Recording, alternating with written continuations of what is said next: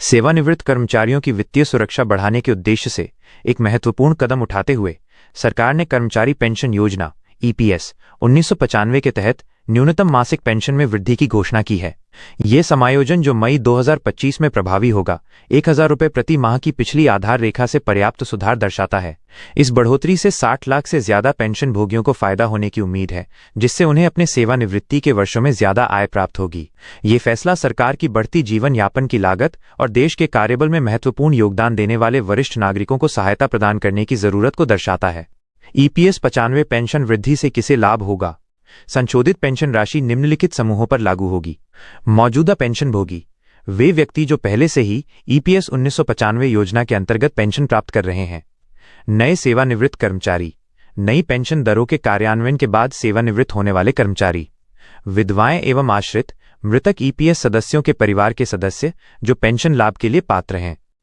यह ध्यान रखना महत्वपूर्ण है कि पेंशन वृद्धि कुछ शर्तों की पूर्ति के अधीन है, जिसमें सेवा अवधि के दौरान नियोक्ता और कर्मचारी द्वारा अंशदान का भुगतान भी शामिल है।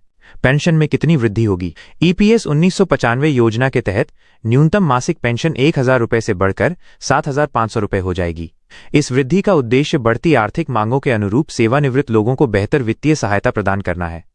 इसके अतिरिक्त एक नया महंगाई भत्ता डीए घटक लागू किया जाएगा, जो अखिल भारतीय उपभोक्ता मूल्य सूचकांक AICPI के माध्यम से पेंशन समायोजन को मुद्रास्फीति से जोड़ेगा। यह उपाय ये सुनिश्चित करता है कि बदलती आर्थिक परिस्थितियों में पेंशन राशि प्रासंगिक और पर्याप्त बनी रहे। पात्रता मानदंड क्या है? संशोधित पेंशन राशि के लिए अर्हता प्राप्त करने हेतु निम्नलिखित शर्तें पूरी होनी चाहिए। न्यूनतम सेवा अवधि ईपीएस 1995 योजना के अंतर्गत न्यूनतम 10 वर्ष की सेवा। नियोक्ता अंशदान, नियोक्ता और कर्मचारी दोनों ने सेवा अवधि के दौरान पेंशन निधि में अंशदान किया होगा। सेवानिवृत्ति आयु, व्यक्ति को पात्र सेवानिवृत्ति आयु सामान्यतः 58 वर्ष तक पहुंच जाना चाहिए।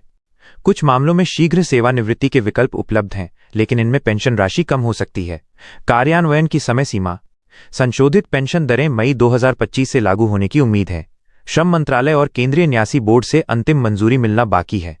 मंजूरी मिलने के बाद बढ़ी हुई पेंशन राशि पात्र पेंशन भोगियों को वितरित की जाएगी। निष्कर्ष, ईपीएस 95 पेंशन में आगामी बढ़ोतरी लाखों सेवानिवृत्त लोगों के लिए एक स्वागत योग्य कदम है, जो उन्हें सेवानिवृत्ति के वर्षों में बेहतर वित्तीय सहायता प्रदान करेगी।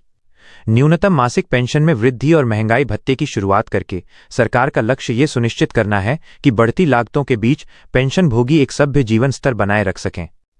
पात्र व्यक्तियों को कार्यान्वयन प्रक्रिया के बारे में जानकारी रखनी चाहिए तथा संशोधित पेंशन दरों का लाभ उठाने के लिए यह सुनिश्चित करना चाहिए कि उनके रिकॉर्ड ईपीएफओ के पास अद्यतन हों।